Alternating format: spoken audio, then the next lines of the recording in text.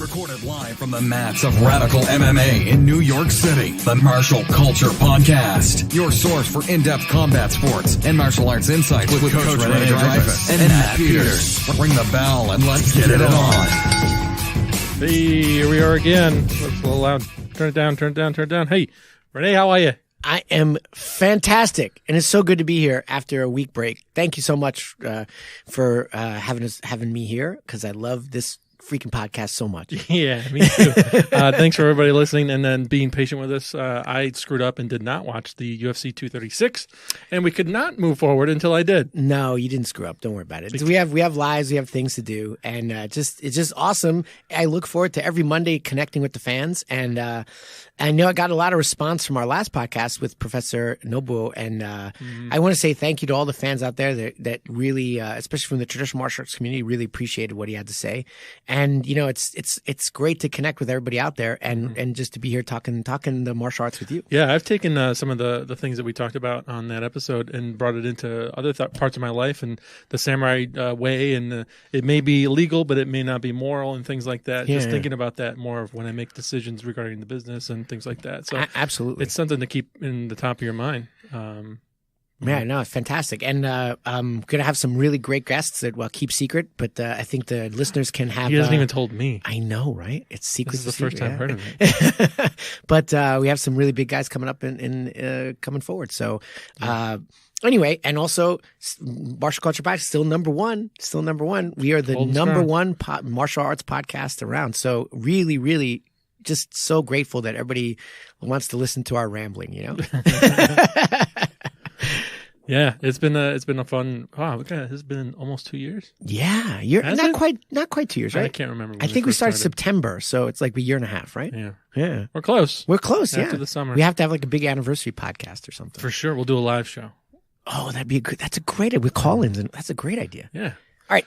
So anyway, UFC 236, the slobber knocker to go down in history. I like that word. I use it a lot. I'm sorry, I won't use it anymore. No, but it's great. It's a great co-main events were 5 rounds of edge of your seat action all the way through. They traded back and forth, and it was almost. I mean, some people were saying, I could call it and things like that, but it felt too close to call up until the final decision, at least from my point of view, for both of the fights. Yeah, okay, so before we talk about those fights, I would like to talk about some of the undercard, because they're a really interesting undercard and some really important things that anybody can take back from it. So the first one was Griffin versus Imadaev, and it was a really, really good fight. It was a really great fight, and both these fighters are awesome. And Imadaev's known as like complete striking machine, but it turned into like a grappler versus striker, back and forth. And honestly, we see it over and over again at the high level. A lot of people say, well, why isn't there more grappling at the high level? Now, there is some grappling at the high level, but the thing is, when two people are really good black belts or two people are really good wrestlers, it cancels out, which is why a lot of times you'll see two wrestlers striking, because their wrestling cancels out because they're really good, or two jiu-jitsu guys striking. And sometimes I remember way back in the early UFC 2, there's two strikers and they're equally matched striking, and they wind up grappling. Because it's like, okay, we're equal here, so where's the weak point in your armor? But in this case, this is, grappler versus striker, and there was a significant difference in grappling ability, and then it was the smother match, and also Griffin showed great conditioning. So these days also, what happens is, if you don't have the conditioning to get in and hit like 20, 30 takedowns. This is why Khabib is so great, that he can, from the start of a match to the end of the match, he's a machine going, takedown. That is very hard to do. And that is the deficiency of a grappling-based strategy, where you don't have the oomph to keep grappling. It's why sometimes also we see it, especially at the lower levels, guys don't want to grapple because they just haven't put in that energy system training to be able to do it. So they're like, okay, I'll sprawl and brawl. I'll just punch and then I'll not get taken down, because obviously defending takedowns doesn't take as much energy as taking someone down.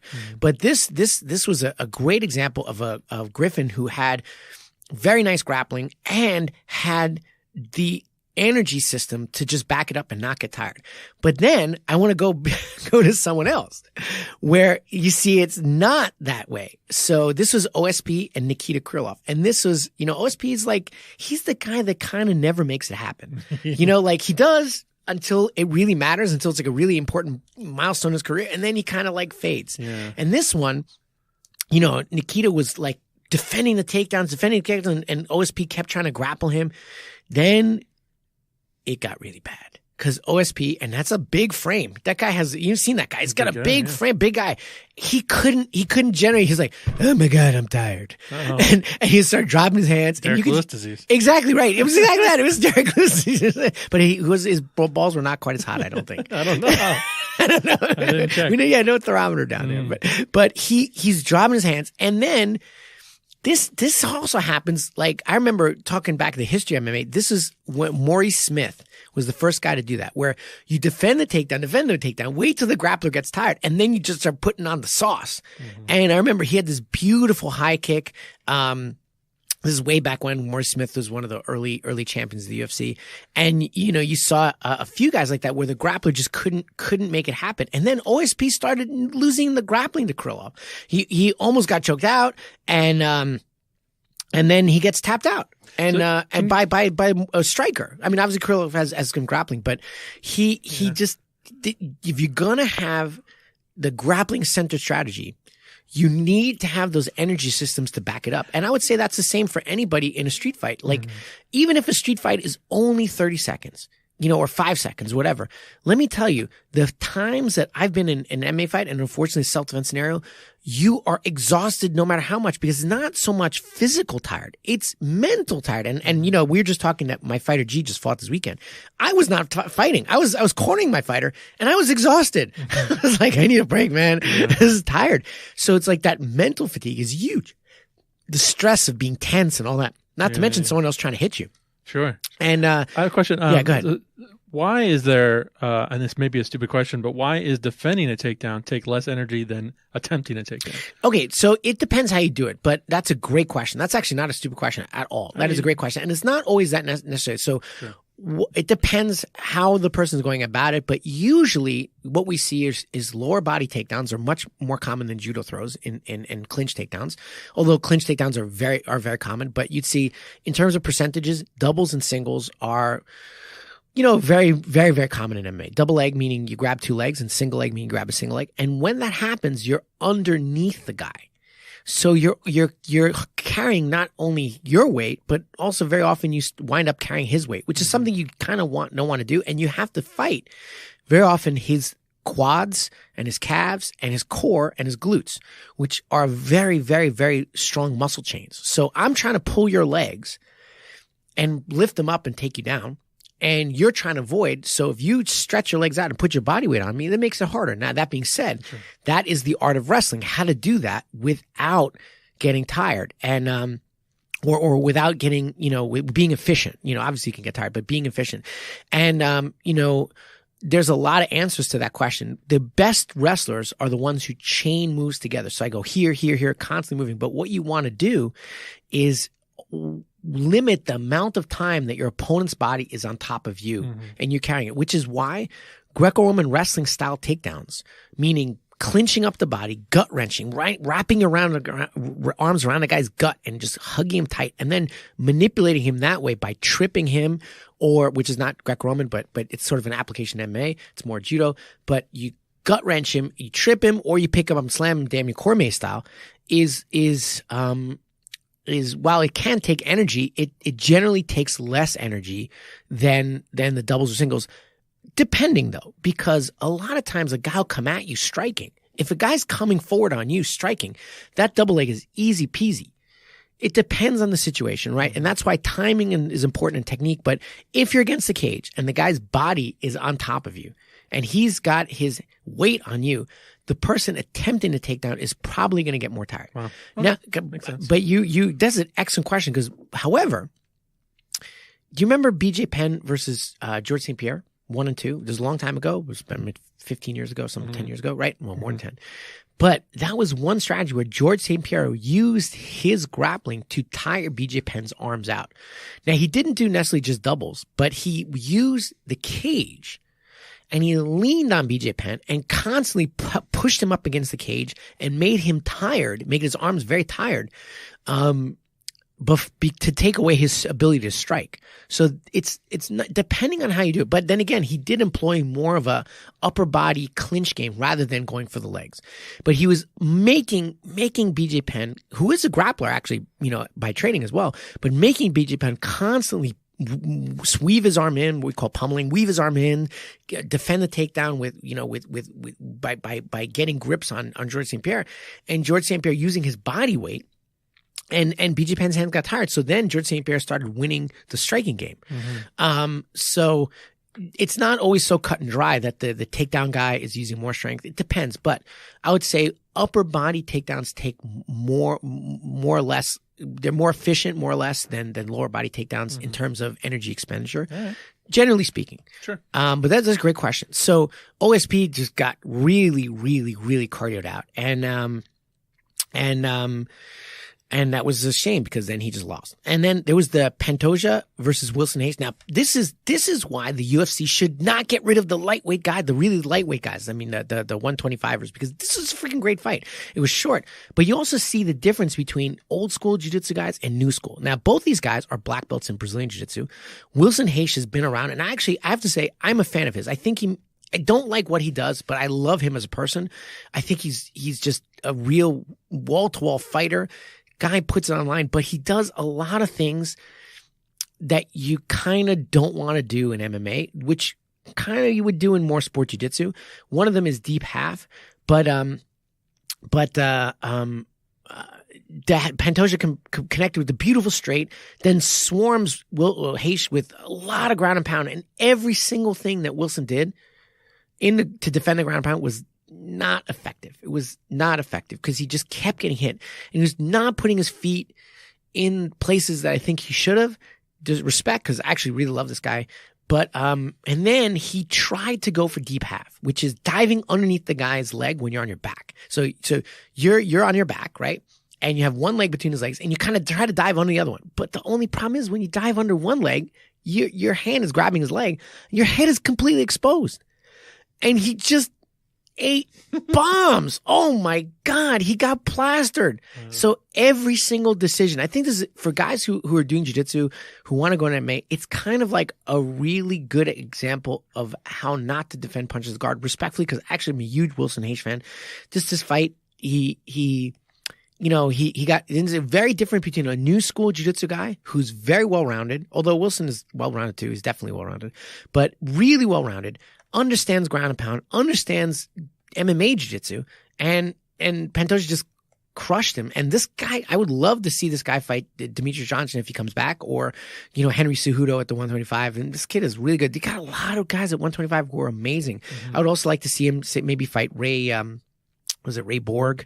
One of those guys. Just really, really talented guy, and he's won quite often. So, now the last fight I want to talk about before we go into the big one is, there's that guy Eric Anders and Anders and Khalil Roundtree. Now, Anders, this is the thing.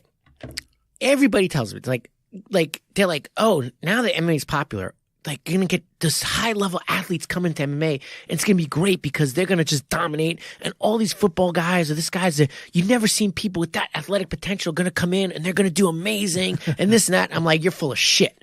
You do not know what you're talking about. And I would name one football guy that has done well in the UFC. None. The person who got the closest was maybe Matt Mitrione, where he kind of sucks too. I can't stand Matt Mitrione. I'm sorry, Matt. If you're listening, you suck. I freaking hate that guy's style. Now, I'm sure he's a nice guy, but I just hate how he puts it together. I just never liked it. Right. And then we have the guy who's fighting next week, the illegal guy with the knee who just sucked. He's fighting next week? Yeah, Greg Hardy. They gave him another fight. Yeah. The guy I'm talking about, the wife beater guy, right? Yeah. Yeah. And then this guy Anders, who's actually a pretty cool guy, but there's always this like, oh, this level athlete is going to come in. Man, it's not that simple. First of all, like we're saying, the energy systems of football or basketball or this are not the same as MMA. So, it's like, okay, I'm going to swim, all the time to get ready for a marathon. No, that doesn't make sense to anybody, right? Well, I'm going to play football to get good at MMA. No, they're different. They're different energy systems. Also, they're just different stress and the body works differently. Yes, of course, an athlete might pick up other certain things, but there's fight IQ and technique and coachability and, lack of ego and all these things. And a lot of times these guys like Brendan Schaub come in and they're not that good, and okay, you had this your number one draft pick from this and this and this and whatever. I don't even know what I'm talking about. But then you come into the UFC and you look like crap. Right. Like the wife beater dude, Hardy. Like he was losing that fight like crazy before he cheated. Yeah. I mean, I don't know if he cheated on purpose or whatever, but he was getting bombed by a nobody.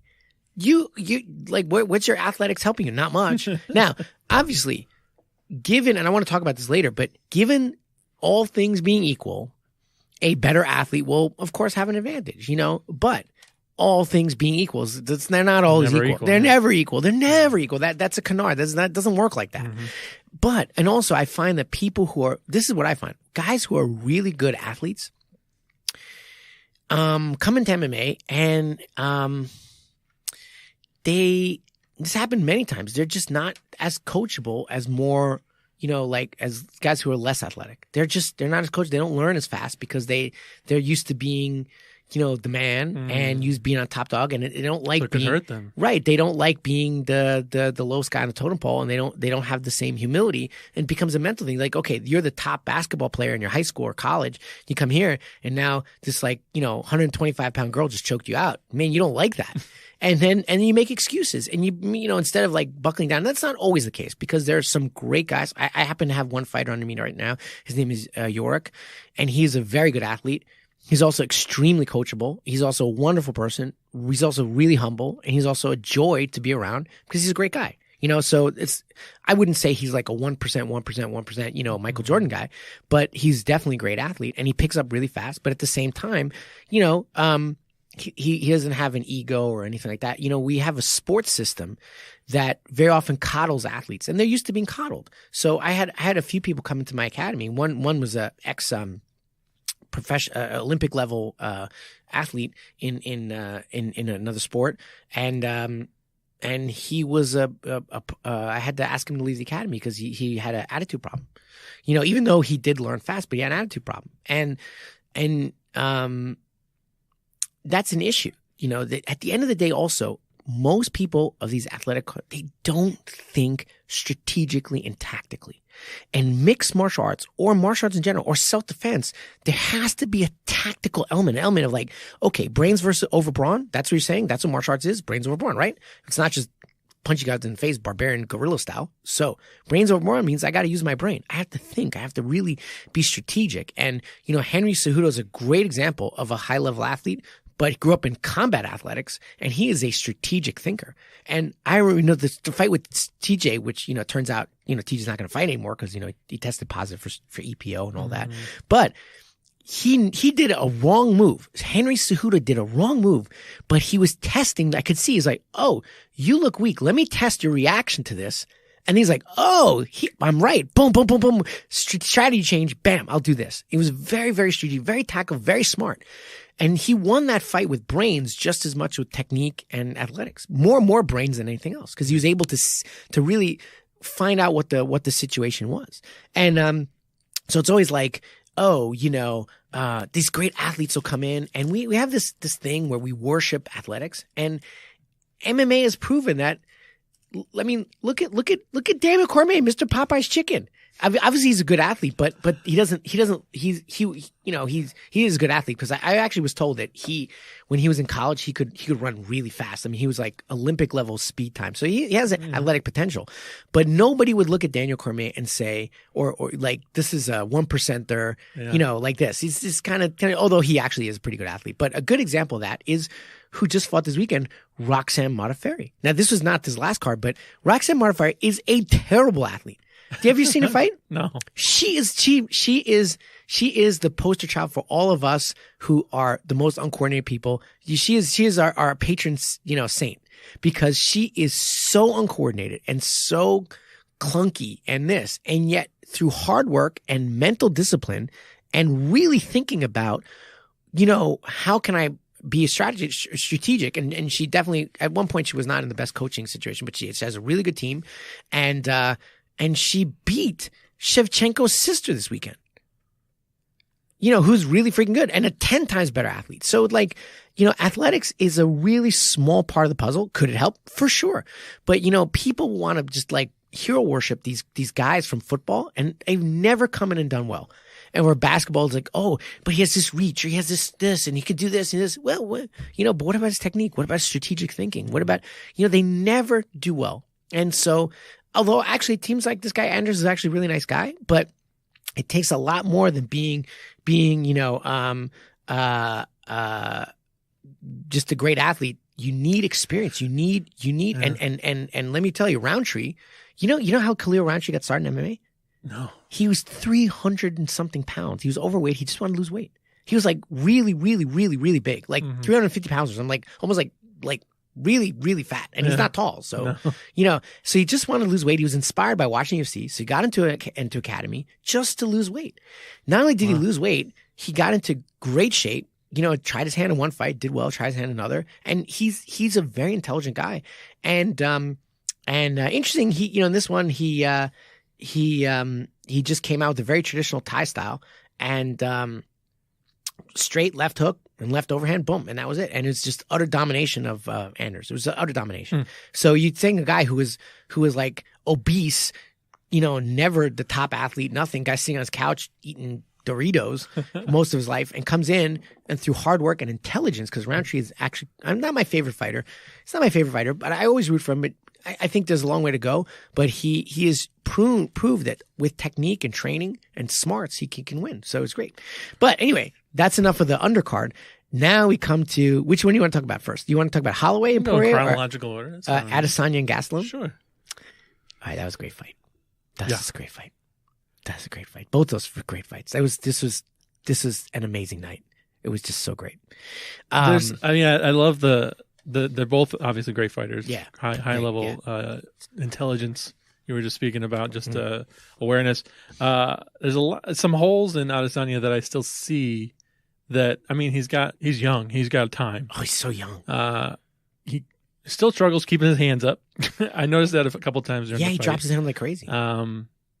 And I mean, he's a great fighter, and I don't want to take anything away from him, but calling out John Jones, relax, guy.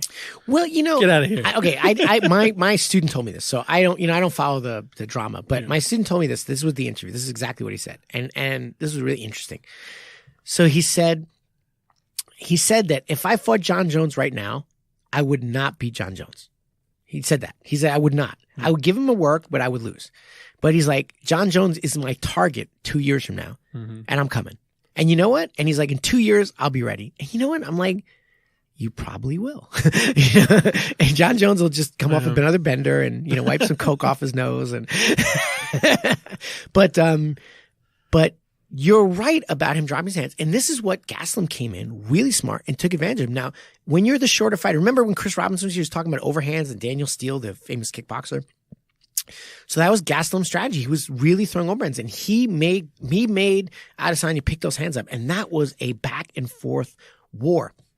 And he dropped Adesanya in the first. I mean, it just came out. He dropped him, and he was like, but then Gastelum ate that huge elbow. There was just, I'm like, oh my God, you're still standing. Thank God you have such a big head.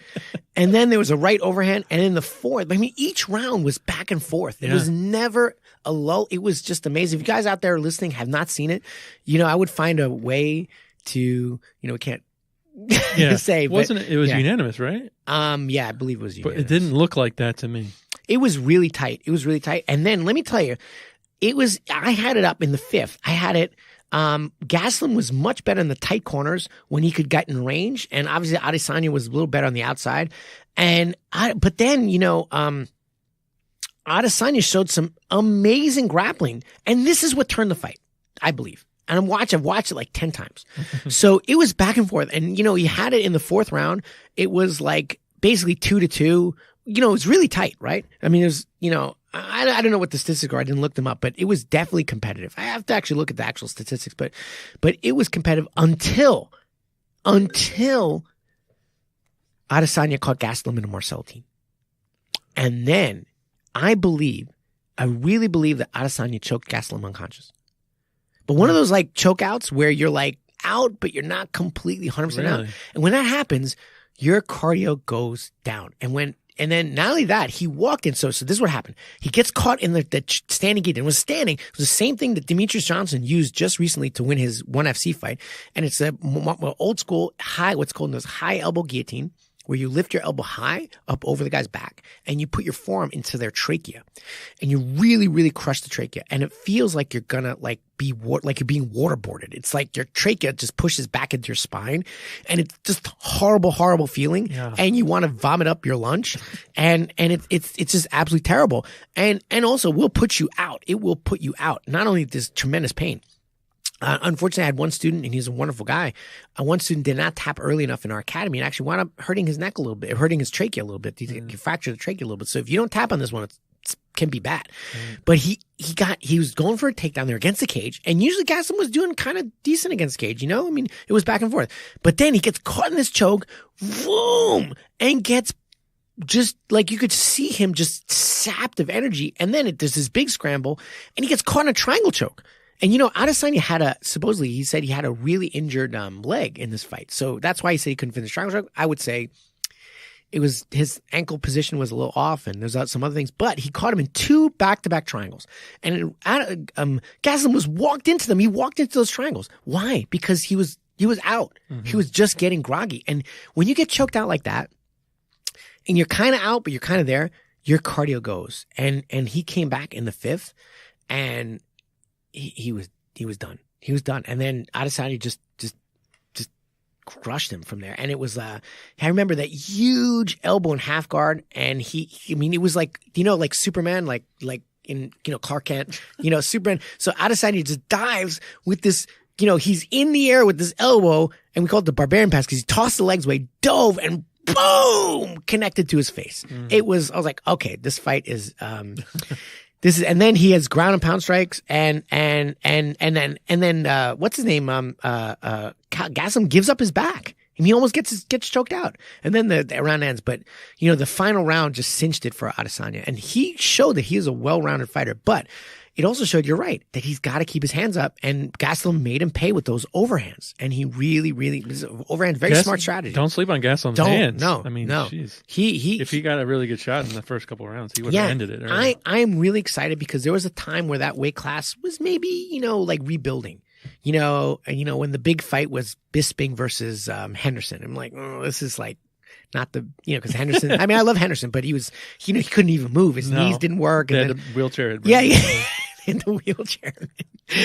But, you know, now that you have this you know, Gastelum, you have Adesanya, and you have obviously Whitaker, just those 3 guys there are invigorating the division. Not to mention, you have a few other guys in that division who are really good as well. So I really love to see what an just awesome, you know, it was a great fight. It was just a great, great, great fight. And I'm really 2 great warriors showing every aspect. They showed jiu-jitsu, they showed great wrestling, and both of them showed it, you know? Yeah. And Adesanya known as a striker, but it was the turning point. You know, there's a great warfare philosopher. His name is von Clausewitz, and he says every battle, and I think you can take warfare battles, but make them individual, say the same patterns happen.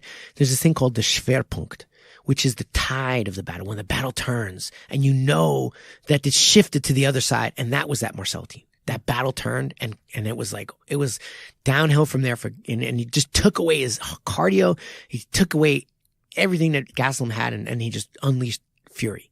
And again, you know, when you don't have cardio and you're primarily grappler, you don't have cardio in anything, you're gonna be in trouble, but you don't have cardio and you're in a fight for your life with a really tough guy, that's a bad spot to be. Sure. Yeah, not to say that Gastelum didn't train. It's just when you get choked out like that, your cardio goes. You should stop breathing. Yeah. Same with getting punched. Yeah. So Adesanya versus Whitaker. Obviously, the next step is to have them fight. I think it'd be great. Where do you see that going? You know, Whitaker's been so injured. You know, with all these knee injuries and this and that, and who knows how he's going to come into time off? Who knows how he's going to come back? But a top level Whitaker will be a challenge for Adesanya. I don't know if Adesanya has the suspension like for concussions or anything. I don't think he had a concussion. No, I don't think so. I don't know how long they have to wait. He's been fighting back to back to back. Yeah. I think he needs a little bit of a break. Yeah, I mean, he took a lot of damage in that fight. Yeah. I think it's mandatory 3 months. So maybe towards the end of the year we'll see that fight. Yeah. Maybe around the same time as it could be versus. That would be great. Poirier. Oh my God. That'd be another double co-main event. Would be amazing. Yeah. So yeah, we'll see where that goes. So the main event, obviously, we have Holloway versus Poirier. I love that name, Poirier. Where's Poirier from? Is he from like It sounds Louisiana or French, something? Yeah, he but sounds who French. knows? Where's he from? Let's Google it. Hey Google, Dustin Poirier. I'm probably saying it wrong. People are going to get mad. Poirier? But that was a surprising he's from fight. Louisiana. That's why. He's There from you go. Louisiana. Because he must be like, Cajun or something? Cajun, something like that, yeah. So I was surprised by that fight as well. I mean, I hadn't heard too much about Dustin, to be honest. We know Holloway is a crazy good fighter. He's been fighting and held the interim fight belt for a long time. I have to tell you that I've seen most of the fights I've seen Poirier do. I felt that he was good. He was good, and he was good. But he, how much notice did he have for the fight? Because I know it wasn't supposed to be him. Oh, really? It was supposed to be someone else. Ferguson. Oh, right. That makes sense. And But Ferguson had to drop out. I remember when he lost to Michael Johnson, and he had some great wins for sure. But he lost to Michael Johnson. I think it was like 2 years ago. Yeah, something like that. And it was a good fight. But sometimes you look at people, and he fought Jim Miller to decision. It was maybe around the time that he fought Anthony Pettis, which was, when was that? That was like a couple years ago, year ago, something like that. And we started getting a lot better. And he just got a lot better. He just really, really improved. And I remember him he knocked out Justin Gaethje. He knocked out Eddie Alvarez. And now he beat Max Holloway. So there's a real improvement. It's very inspiring to see someone really grow like that. But I have to admit that I kind of overlooked him because I remembered his losses more than his wins. And I'm like, oh, this guy's good. But when I heard they were fighting, I thought they were fighting at 145 because Holloway is not a big guy. And the minute they waited, and somebody told me, no, this is 155. I'm like, it's 155? And you saw them come in. And there were two completely different sizes of human being. You're like, whoa. And to jump up a weight to 155, if you're a 145er, you have to take some time to do what George St. Pierre did, which when he went up to 185, take some time to put that weight on. Otherwise, you'll be at a severe disadvantage. I mean, there's weight classes for a reason. Mm-hmm. And did you see Poirier's back muscles? This guy is like, he's got tremendous muscles. Now, obviously muscles, like we were saying before, doesn't mean everything, but Poirier is a very skilled guy. And it was like two very different sizes. I mean, Holloway should not be fighting at 155, but that being said, a lot of people say that. That being said, this was a fight like two gladiators from ancient Rome. I mean, it was pure barbarian level heart. So many punches that connected. Oh my God. And disgusting ones too. Oh my God. I mean, Holloway, you want to talk about just an ancient warrior spirit. He did his Hawaiian ancestors proud because that guy refused to do anything except come forward and fight. I saw a slow motion video of the fight. And they did like all the hits, and it looked like one of Holloway's teeth came out at one point. I wouldn't be surprised. I don't think it did, but it was like a big glob of whatever. But it was insane. And it starts out right in the pocket. I mean, he just walked up to you right in the pocket and said, "Okay, we're gonna have a World War III right here." And I mean, they're both connecting. And then let me tell you, Poirier was a bit more technical, and Holloway was having trouble with Poirier's right hand. It came down to just technique. But it's interesting because Holloway has that more freestyle, I would call it like a little bit more of a kickboxing style. I mean, he boxes well, but Poirier came out very, very, very boxer, like looking like a boxer. He was doing this Philly shell thing where he'd roll his shoulder roll kind of thing and hand up. And normally I would say, because he still got hit a little bit, but normally I would say, that would not be as effective, because he did get hit, but Holloway just did not. He's never been a finisher in terms of boxing. Like, I mean, he's like a Nate Diaz, where he's peppering the guy. But what happened was Poirier kind of used that shoulder, control, that shoulder roll, but he was also what they call a snapback, which is where you're kind of leaning backwards, and he would always be just slightly out of the power of Holloway. So Holloway's not a power puncher to begin with, but he's also like just eating on the tail end of the punch, and he was just constantly using that shoulder roll and move and slip a snapback, right? Just boom, boom, boom, to not eat any of the force of Holloway's punches. And he got clipped. He still got clipped, but it was like, like just on the tail end. So it wasn't really, a lot of times it wasn't really hurting him. And in the starting the first and the second was Poirier, but damn, Holloway is amazing. He came back in the third. And he just totally changed the tempo of the fight. It was amazing. Like, that was in Japan when I was living there. There was a slang term, and it's based on English, but it's not really Japanese. But it's called, you're a gutsman. You have guts, right? And there's a guts fight. This was a guts fight. It was just pure. I am not going down, and God damn it, I give Holloway a bow. This is not good for your career, but holy shit.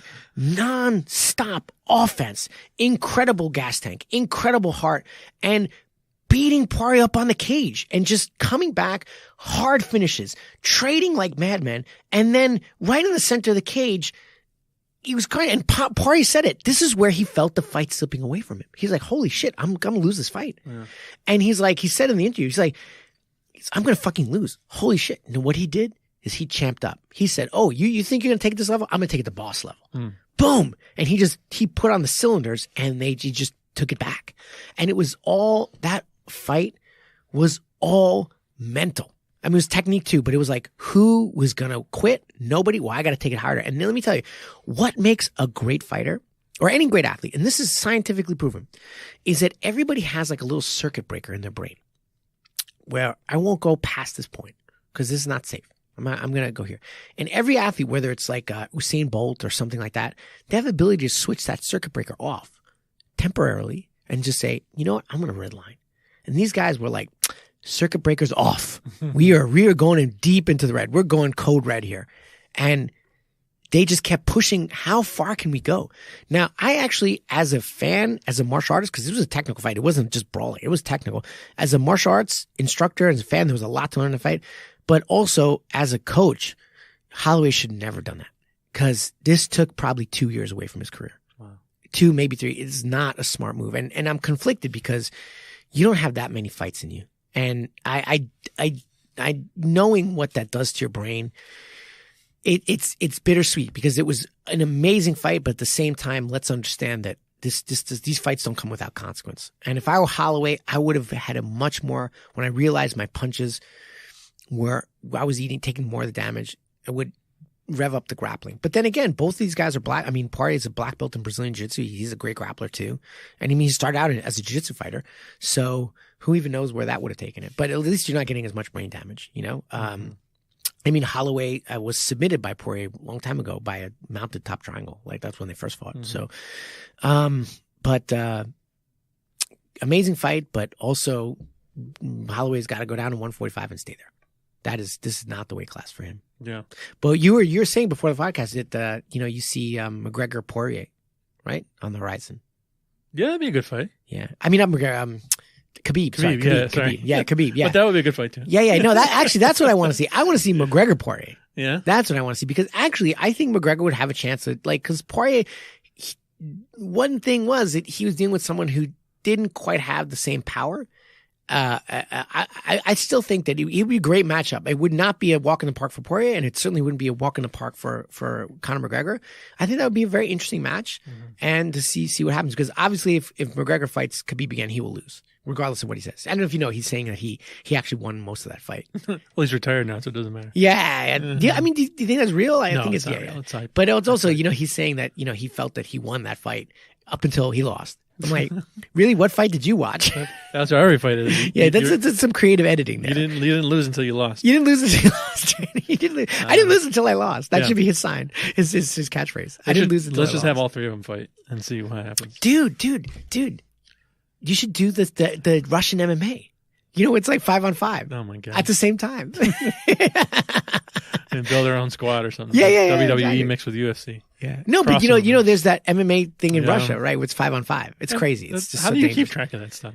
I watch Are there it all teams or are they they're like, teams? Yeah, okay. it's five guys on 5 teams. The interesting thing is the minute it switches, the minute one guy gets not like out, it's like the whole switches, and then it's like basically 3-on-1 or 2-on-1, Yeah. and then the first team to remove one guy is good is the one who wins. Yeah, it's always like that. And we used to do the Royal Rumble when we play video games, and we'd all whoever get knocked out first, we'd all team up against them. So yeah, that's how it works. So it's not fair. Poirier, great fight, but he's probably not going to remain with that belt around his waist for very long.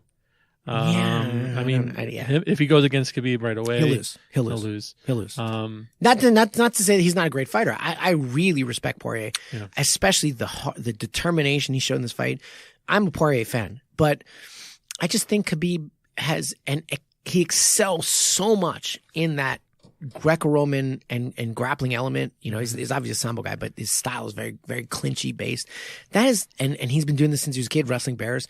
That is very difficult to deal with, and nobody in the division has that answer. I mean, Khabib does the same thing to everybody, and he just does it to everybody, and nobody can stop it. I mean, he's one of the best of our time, and nothing taking anything away from Poirier. Yeah. But to be fair, those bears weren't that big. I mean, they were kind of medium size. It was like I don't know. I'm not impressed. Yeah, not impressed. And then Holloway should stick with 145. I think a lot of people are saying that, and hopefully he listens, and then maybe takes, I don't know, open a car dealership in Hawaii or something. Just relax.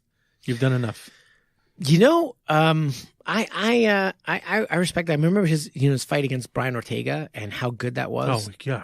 And clinic. He was. I think what he had a lot of trouble with Poirier's understanding of distance and combined with the power. Mm-hmm. So, in his fight with Ortega, he was the guy. He did to Ortega what Poirier did to him, where he was just out of the range and he'd be back in, and it was a masterclass in distance management.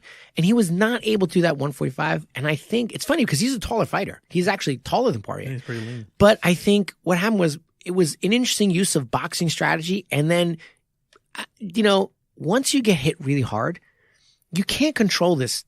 It's instinctive. You're like, fuck, that hurt. And then your body doesn't want to do that anymore. And then, you have trouble controlling that. It's just a little too much power at that weight class. And that rattled him, was not able to control the distance. Obviously, Poirier had some great distance management tools that he used, and in particularly the snapback and the Philly shell. But I would say, Holloway, it was really an issue of like every time Holloway hit Poirier, it was like, okay, hit me. Every time Poirier hit Holloway, it was like, boom. Mm-hmm. And he just was like, whoa, this is different. Yeah. So you suffer for that get in your face fighting style. And he didn't seem to, when he fought Ortega, it's interesting because I want to go back and watch the Ortega fight. He didn't seem fazed by Ortega's power. So he could be calmer. He could be cool, collected. When you're fazed by someone's power, hey, you're like, holy shit. What am I fucking do? And I know I've been on that end. I've been like, oh my God, this, you can't, it's hard to stay calm and you have to, that's where the strategy really comes in. Mm-hmm. And, not to say they didn't, but it's just a tough weight class for him. Yeah. Do you want to talk about Overeem at all, or? I'm so over him. All right. We want to get to some questions before we wrap it up. But Overeem, he won. He won. And do you think he's up to We'll see if the test comes back negative. Yeah. Oh, but it's just horse meat. Delicious. Yeah. I don't know. I had horse meat recently. I hadn't had it in a long time. IKEA? Did you go to IKEA? No. It's someone brought it in, and it was somebody brought it in. Yeah. And it was return that person into the police or something. No, they I don't know how they got it. It was they're from a hunter family, and somehow they went upstate, and there was some horse meat, and but it was way overseasoned, so it actually put me off for horse meat for a long time. Because when I lived in Japan, the southern island of Japan is very famous for raw horse meat, for horse meat sashimi. Okay. and it's delicious. It's actually really, really good. Okay. And I remember having it when I traveled around the southern island of Japan, which is not Okinawa but Kyushu, and we went there and we had they served it to us on that. It was like they seared the outside a little bit, but the inside is really sashimi, and it was delicious. They seared it on It's just stone. weird in the United States. There's a lot of meat we don't eat for like I know, for no reason. weird reasons. Yeah, well, it's all cultural. Yeah. You know, I mean, also insects. Insects are High in protein. incredible. Yeah. And then they say there's going to be this world disaster where we don't have enough food to eat or global climate. There's more ants than people on times a million. Yeah. Do you ever see the movie Snowpiercer where they're all living off of I've cockroaches? wanted to see it. That's actually a good movie. But But there's this like vat of like 10 million cockroaches that makes their protein bars. It's like, woo, yeah, that's kind of gross. next time I win a bet, I'm going to make you eat a cockroach. do I have to eat, can I cricket protein? No, it's got to be a cockroach I find on the street. Can you like autoclave it and clean it? Nope. No. I have to eat a cockroach? No, Yeah, thank you. from Hell's Kitchen or something. I will take that bet, but then whoever loses got to eat it. Oh, never mind. We'll get one wrapped in chocolate from like a company or something. I've eaten in Japan. I ate honey or syrup covered inago, which is like locusts or something. Yeah, it's like locusts. It's like some kind of bug. It was okay. I've never eaten a bug, according as far as I know. I've eaten more times than I can count. All right. Gross. I used to ride horses too, and you're riding a horse, and the bug just flies into your mouth. Sure, You're like, yeah. You can't. I've eaten flies on accident. Yeah. But, never on purpose. Oh, shit. What was I going to say? I don't know. Doesn't matter. So we got some questions. Yeah. And where are these questions from? Just people who wrote in, and also just people people asked me at the academy. So, I like this one. yeah. One of them was, does size really matter in jiu-jitsu or in MMA? Don't give it away. Oh, okay. Well, so go ahead. It's a secret. That's okay. Sorry. Yeah. Do I get to pick my favorite? You or get is to there pick. Yes, you get to absolutely pick. You get to pick. We'll have two, and Yeah, we'll so- do that one you mentioned. But we're going to do this one. I like. No, because actually, question time. The podcast we had the question and answer. Like a lot of my students came up to me and said, "Hey, I have this question. I'm like, you got to ask it on the podcast. I'll answer on the podcast." So it's like a way for me to force them to listen. Yeah. Is Jackie Chan actually a good martial artist, or is his moves just flashy for movies? Okay, yeah, and remember we talked about this in a podcast a long time ago, where it talked about like cinema fighting versus real fighting, Yeah. and I really respect Jackie Chan as a performer. So, for example, I respect who else is a performer?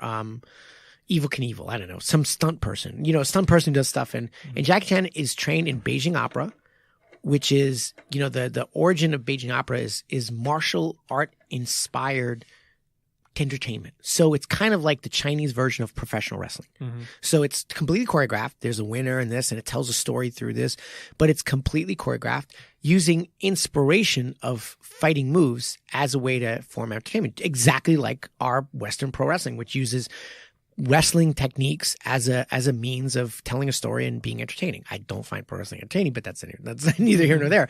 But Beijing opera is does that, and they tell these stories of ancient heroes of martial arts, and that's his training. And Jackie Chan is a wonderful, wonderful person. Obviously, he's done some good things in the world for charity, as I've heard, and all that. He is not a fighter. And he never claims to be. He does not claim to be a fighter. He is a martial artist in the sense of martial art being larger than just fighting, because there's a lot of people out there who do martial arts that are not fighters. They're performers, or they're using martial arts as a spiritual vehicle or fitness vehicle, and there's nothing wrong with that. But it is not martial arts in the capital martial. It is martial arts in the capital art. So he is a martial artist. Is he a legitimately skilled fighter? No. He's not. And nor does he claim to be. He does not. He's never, ever claimed to be a fighter. He never does. And he's just an entertainer, and that's what he likes to do. So, more power to him. And I'm a big fan. I don't watch his movies too much, but, when I do, I find them pretty entertaining. Yeah, it was kind of like my gateway drug to martial arts. Yeah, I mean, I saw Rush Hour was pretty funny. Yeah. And Legend of the Drunken Master is like one of my Legend of the favorites. I remember that one. Yeah, that was funny. That was a funny movie. Yeah. It was hilarious. And it's a great, entertaining. Super Cop.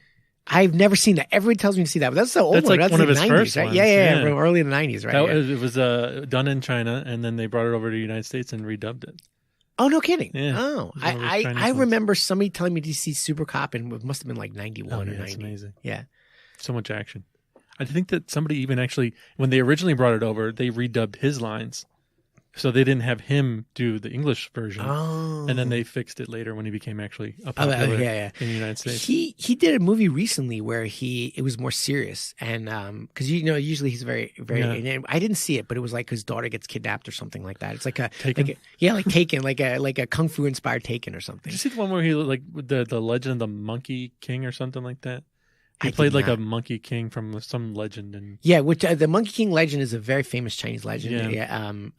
And he comes down from heaven and has these pals, and they go around and it's called Journey to the West, and they go and try to get the Buddhist scrolls and bring them over to China. It's an ancient Chinese story that is like Jet Li was in it too, I think. Oh, really? Right. This has many iterations. This story is told over and over. There's a cartoon. There's a TV show from Taiwan, I think. I think Dragon Ball has some. It's inspired by exactly right. So I've never seen it, but it's I'm sure he'd make a great monkey. I think that they screwed up because they made the main character like a teenager, and that the Monkey King and all that side was like a side story. Oh. So it's like they're trying to like Twilight it up and make it tweeny. Oh. I don't think it did very well in the box No, office. it doesn't sound like they try to I think a lot of movies right now, it's sort of like they're trying to hit both markets, the Western market and the Asian market. So China's market is huge. Yeah, right. So they like and the Avengers did this too. They're like, oh, we have to have a scene in Asia.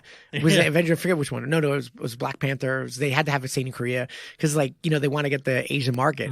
And I mean, there's nothing wrong with that. But sometimes it leads to taking weird plot.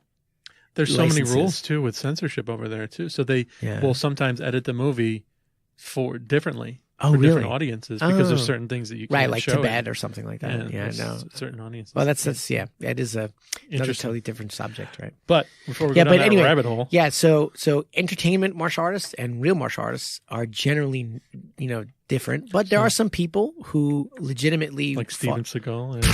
He's legitimately actually, Dolph Lundgren. Most people don't realize Dolph Lundgren is a karate champion. Now, I mean, I'm saying he's like the toughest guy in the world or anything like that, but the guy legitimately is a Kyokushin karate champion. So there you go. And Randy Couture now is a big star in the Expendables and stuff like that. So he's a fighter and actor. So every now and again, there's a crossover. Yeah. How does size factor into BJJ, Brazilian Jiu-Jitsu? Yeah. Okay. So this goes into what we were saying in fighting. I don't want to just talk about Brazilian Jiu-Jitsu, but I don't talk about all martial arts. But the one thing about Brazilian Jiu-Jitsu is I think it is one of the arts that is best at dealing, particularly in a self-defense context, but the best at dealing with someone who is much, much, much heavier. It is kind of designed for that because when Helio Gracie was fighting in Vale Tudo or, submission only matches, because not all his fights were Vale Tudo. They were like, no time limit submission. Sometimes were Vale Tudo. Vale Tudo meaning MMA with headbutts and stuff like that. And then submission only meaning there's no punches. Just you try to tap me out. I try to tap you out. Right. And, but he had opponents who massively outweighed him. Sometimes not. But, so they had to have an idea of the whole idea was to chase efficiency and to find strategies to deal with a larger, stronger person. If anybody says size doesn't matter though, that is bullshit. Size matters, but it doesn't matter. Meaning, because you're bigger, stronger, you automatically win. That's not how it works, particularly in jiu-jitsu, but in all martial arts, right? What size matters is particularly, let's start with Brazilian jiu-jitsu. It matters if you mess up your technique, the consequences of that mess up are much worse. So if I do something wrong, I'm going to pay for that mistake 10 times more than if the person was lighter. So if I do everything right, generally speaking, I can make things happen if things go right. But the consequence of my error is tremendous. So for example, if I allow a really, really, really big guy to completely set his weight on me, that's going to be bad because now I'm gravity, weight. Of course, that's going to be bad. Now, what I need to do is not, and it doesn't matter what weight, I don't want anybody to set their weight. I mean, and, he just won his fight, but I haven't sparred him recently because I'm injured. But there was one time where I was sparring him. This is about a couple years ago, right? And G is much bigger than me, right? So, and he sparred me, and I was kind of like sparring him the way I usually did, where I kind of let him do stuff because he wasn't as technically as good as I was for a certain amount of time, where I could kind of like do much better. So I just let him set. I'd let him set, and then I'd fight back and let him set. But I had a technical advantage, so I would fight out of these bad positions. I had much more knowledge that I could get out of these positions. But he got better, a lot better. But I'm still fighting him the same way, where I let him set a little bit, even a little, and I'd get beaten because he's so much bigger, and now he's good. So I couldn't make a mistake. And then I fought him one night, and I really did not do well. The next day I fought him again, and I said, okay, this is not good. And literally the night before, he probably, out of an hour roll, 85 minutes was him doing much better than me, like really, really crushing me. And the very next day, I'm like, I can't fight like that. I have to fight like I'm really going to fight. And I did not let him set, and I did much better. I did much better by never letting him set, never letting him get to a position where he felt comfortable. And I really made sure I didn't make any mistakes. And I was much more successful. I mean, it was still a great role, and he did really well, but I was much more successful when I was very, very proactive and very, very detail and technique oriented. So obviously, all things being equal, size can give you an advantage, but it doesn't, like we said, all things are never equal. What we have to do is the consequence of making a mistake in grappling is huge. So we can't make a mistake. If you demand a much higher level of technical skill. That being said, I always think like this. How would I fight if a guy stabbed me and I was bleeding out? Well, I better be perfect. So that's kind of always how I think. I need to be perfect. I can't coast people. And so that's a really good time to train with people who are much bigger and much larger. You cannot let them set. You cannot let them use gravity against you, because let me tell you, gravity is efficient. He doesn't have anything to do with it. It's just the force that comes down on us. So size can matter a lot if you're not on point with your technique and your grips. And let me tell you, there's gi jiu-jitsu and no gi jiu-jitsu. And no gi jiu-jitsu, there's so many more grips to dominate the guy. Unfortunately, a lot of those are not translatable to MMA, either gi or no gi, because they leave you open to punches. So what I do see is a lot of jiu-jitsu guys making mistakes when they transition to no gi, because they don't understand how to offset the other person's weight, And the key is making specific frames where the weight is not on you, but it's on a structure that allows the weight to go into the floor. Getting on your side, using the structure of your skeleton to offset the person's weight and not let it set on you, and keeping frames. So that's it. But now, is there any problem? If there any reason you wouldn't want to train with somebody that's larger than you, if you're fighting at 125? Yeah. Would you? That is a great question. That is a really great question. And I would say yes. There's number one. A 125er generally moves very different from a 185er. That being said, if you're not training for a specific fight, there's always something you can do with the larger opponent. You should do it as long as they're responsible, because obviously, if something bad happens, because they can happen. If the guy's 200, like I had one student and he's 127 pounds and he was fighting a person who was about 260, and he was beating him like all over the place. But then the 260 guy pound was not irresponsible. He was a really nice guy, really great person, but he was 265 pounds actually. And he slipped. And my student, who's the smaller student, who's more experienced, but he moved his arm in a place where he was vulnerable. As the larger person slipped, his elbow fell and he elbowed my student in the eye and actually cracked his orbital bone. So yes, the smaller guy should have been protecting himself, but accidents can happen, and the consequence of an accident is very high. So when I'm getting a fighter ready to fight, I generally like to stay in their weight class if we're free sparring, or if we're doing situational training, I'll make it so that you'll get the best work from that person without having to worry about the danger of the situation. So I'm like, okay, let's not do this. And we're just going to work this move right here. Okay. And I'll usually have the bottom person be the heavier person, but lighter weight class people move differently. They move differently. Generally speaking, they're not quite as tall. Yeah. And of course, they're not as heavy, and they tend to be faster, and they tend to be more technical. Yeah.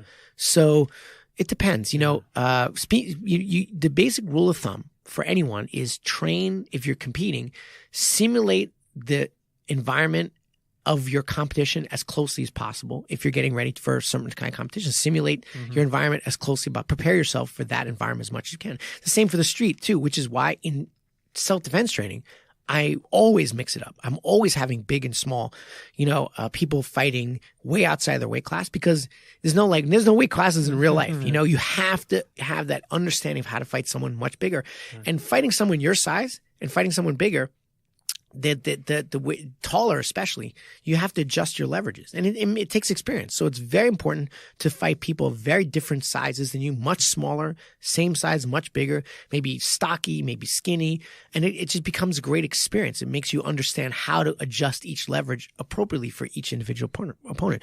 That being said, like I said, the consequence of making a mistake against a bigger opponent is going to be bigger, and if the opponent is slips or has an accident, the chance that you could get hurt is there because of the weight. So when I do put massive weight class differences, I always make sure that it's two really skilled guys or two really careful guys, just to be cautious.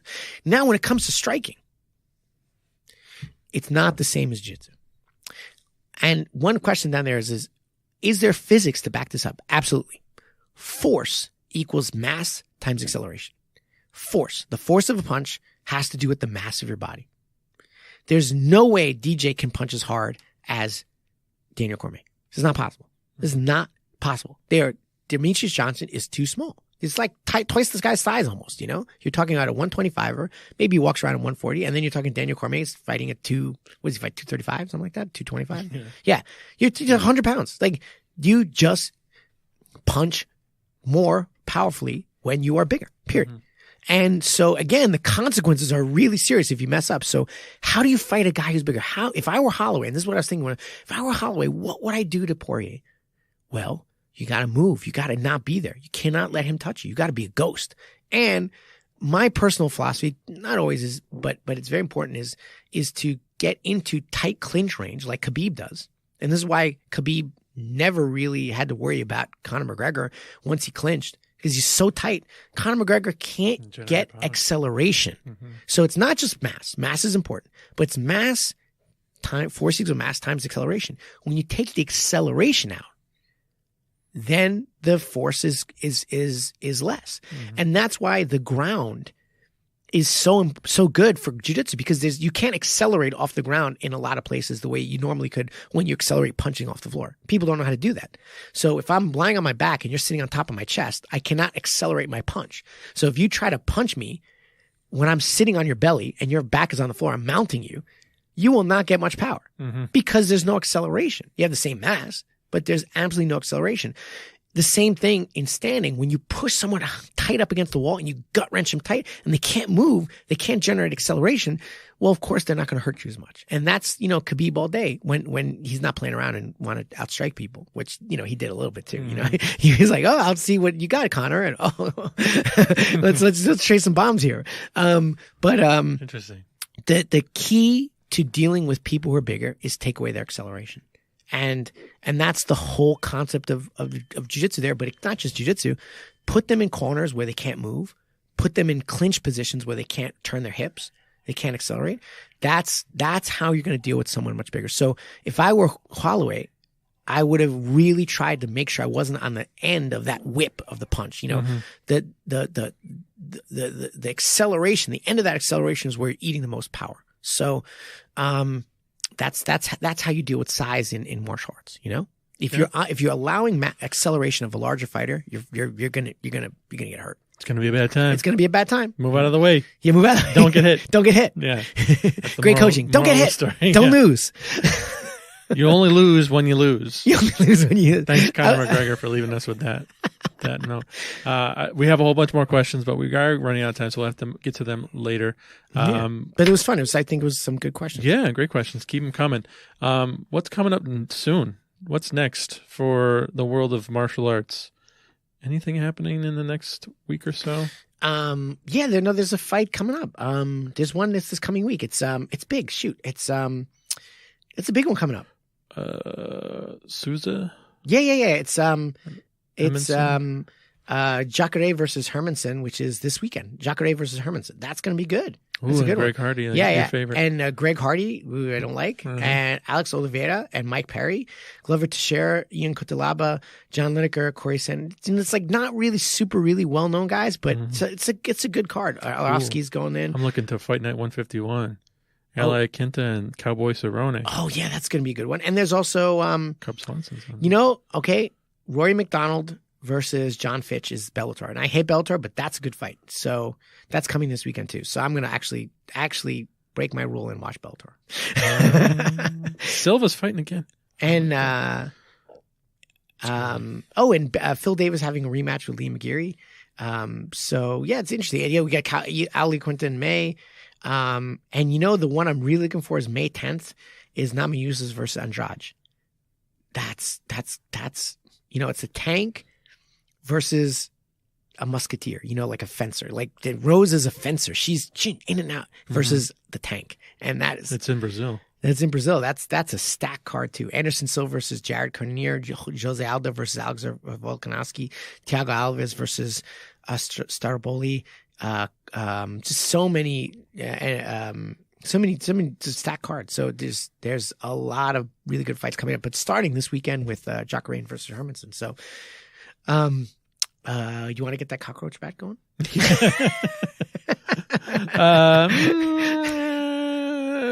I'll get back to you on that one. We'll figure it out. Who's going to eat what? So I did. He did come through. I came through. I got some nice bean paste goodies. Yes, that was because I lost the last bet. I'm surprised that I like bean paste.